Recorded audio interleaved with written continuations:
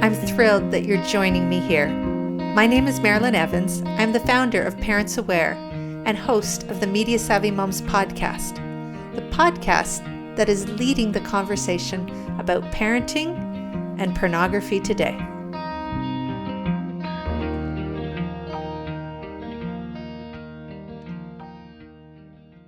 Hello, we're back with another Dear Savvy episode, and I'm so happy that Barb was able to join me again today. So our Dear Savvies are short shows where we answer questions from you, our listeners, and if you would like to submit a question, you can do so at admin@parentsaware.info or just simply contact me on Instagram or through Facebook. So today's question I've actually received from a couple different sources. So I really wanted to address this. And it goes like this. Is it important for our kids to hear from both parents about sex and pornography? Or should moms just talk to their daughters and dads just talk to their sons? And what if you're a single parent? Should you bring someone else in to help with the conversation? For example, a friend or a relative? So I think this is a great question. I think it's a great question too, Marilyn. I'm glad that they brought it up. And I think that both parents offer a unique perspective.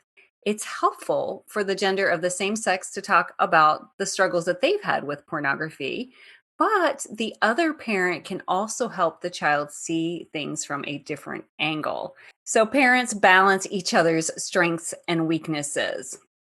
A child might want to only divulge specifics to the parent of the same gender. In that case, you might want to allow that to happen.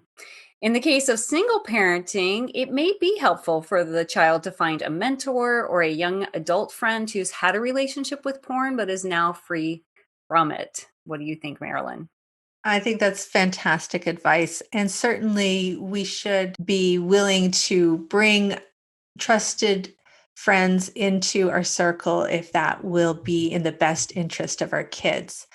That said, I've been reflecting on this throughout the week, and the idea of bringing someone in at a very specific time, though it may be necessary, starts to feel a lot like the talk.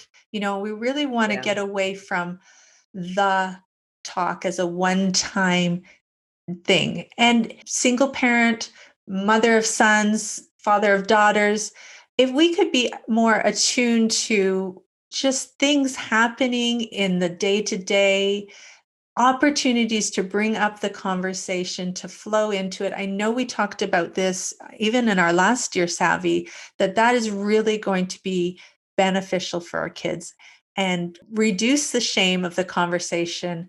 And what I want parents to know most is that they're qualified to have this conversation with their kids, Absolutely, yes. that they can do this, and never think that because of differences of gender that you're not capable of providing what your children need. I am a mother of 5 boys. If I couldn't have this conversation with them because of that, and I just never have this conversation. That's just not happening in our home. We're talking. Right. Yeah. I wish I would have had that perspective when my kids were younger, 15 to 20 years ago. I homeschooled and I was in charge of their sex ed. And when it came time to do the sex ed talk, I bought a book to read to them. I asked their dad to sit in the room while I read it, and I put it up to my face so nobody could see me. And I read it as quickly as possible. And when I was all through, I could hear the giggling. I could hear all the embarrassment going on. I was completely done. And I shut the book and I said, talk to your dad if you have any more questions. It was so awkward. It was so embarrassing. And, I just wish that I would have had the perspective that I have now and the attitude that you are telling parents that we need to have, that this is our job and we can do it. We are qualified. That is an adorable story. And thank you so much for keeping it real, Barb. This confidence comes over time. And I was right there with you, not sure how to talk about this, always deferring to dad, who I thought was bolder, more ready to have this conversation. But I've learned over time that that's simply not true. I can have this conversation and I can reach my boys in a Yeah. way that their dad can't reach them, and vice versa. Yeah, absolutely. We have a unique angle that the dads don't have, Mhm. and on the opposite. Dads have a unique angle to talk to the daughters too that we don't have. So it's really important to get both perspectives in the discussion. Absolutely. So, we have a great resource to get you started talking to your kids, whether you're a mom or a dad, talking to boys or girls. And this is 10 natural ways to talk to your kids about pornography, because we want this to be an ongoing conversation. And so, we've given you 10 different approaches, whether you're just starting out or whether you've had ongoing conversations, different ways to bring up the topic and have it part of everyday conversation.